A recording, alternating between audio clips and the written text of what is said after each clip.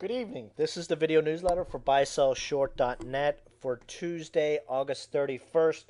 Uh, Last trading session of August. This has been the worst August for the market in the last 9 years.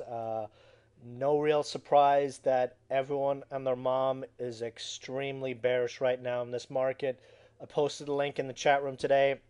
I'll see if I can add it to the email that goes out this evening that Bears outnumber Bulls now 4-1 on the investors' sentiment survey that's gone out.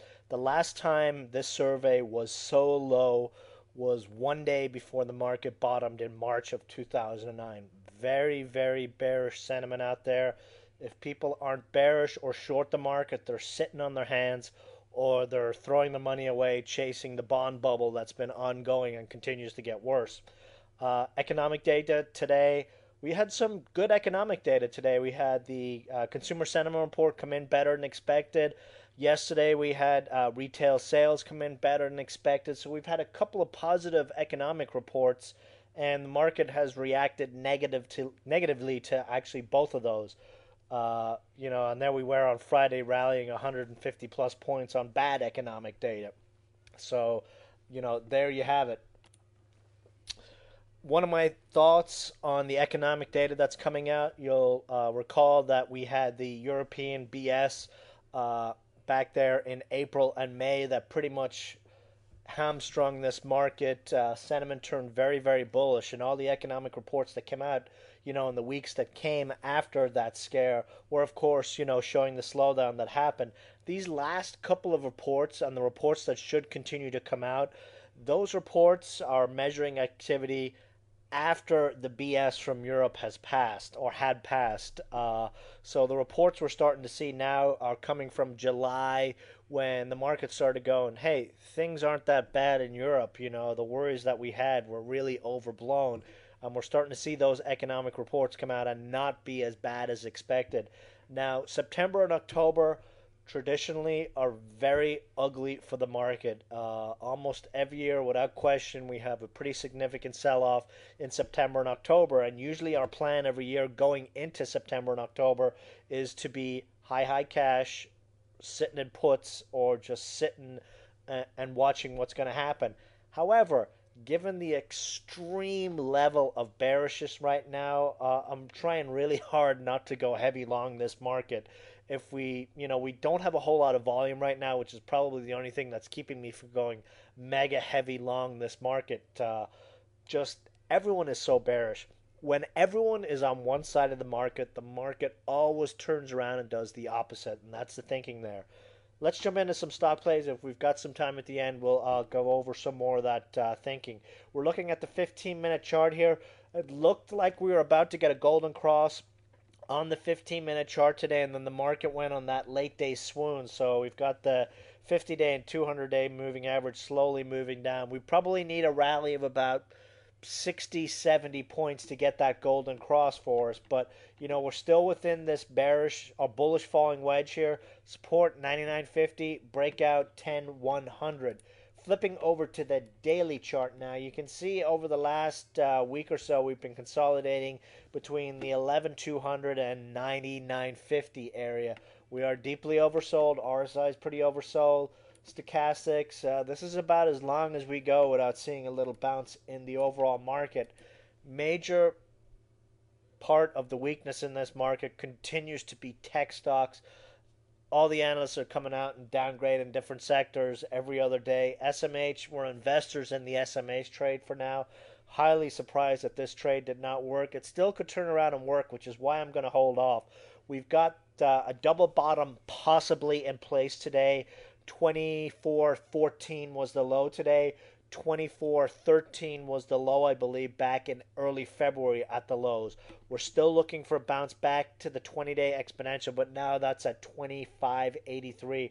RSI is about as oversold as it's been in a long time, looking at all the different indicators here. So, volume has been lacking in this market. The rally we had on Friday was on heavy volume. The pullback of that entire rally yesterday was on 50% of the volume that happened on Friday.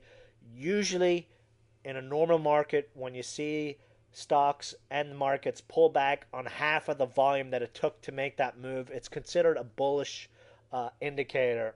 You know, it's hard right now to be very bullish about stuff like that. We've got so many indicators that if we just take the opposite stance, it means we should start buying. Stock plays. HILL, like pretty much everything, was looking ready to go off to the races on Friday. Retraced today. That gap down on the market in the morning. Somehow they got a 105 print and they did it again late in the day, but that might have been more to do with month-end window dressing than anything else. Would be adding this one $1.10 and under for the inevitable breakout. NENG. This is becoming one of my favorite plays, as much as I would actually call it a gem play. This is a stock I would fully expect to recover a large portion of its sell-off over the last month in the coming weeks. Gave us a nice dip ad today, was ready to rock and roll yesterday, 152 high, then retraced over the last 2 days on this low volume market retrace. Any greenage in the market in the next couple of days, and this one will be right back up at the 20-day exponential. RSI deeply oversold. We did get our positive MACD cross, and stochastics are about ready to break up. We usually don't see stocks break down with indicators this oversold.